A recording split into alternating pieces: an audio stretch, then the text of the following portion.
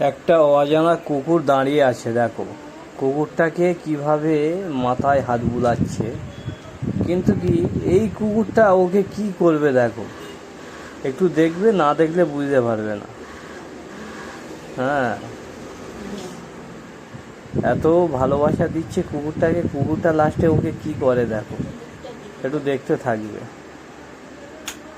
না দেখলে মিস করবে।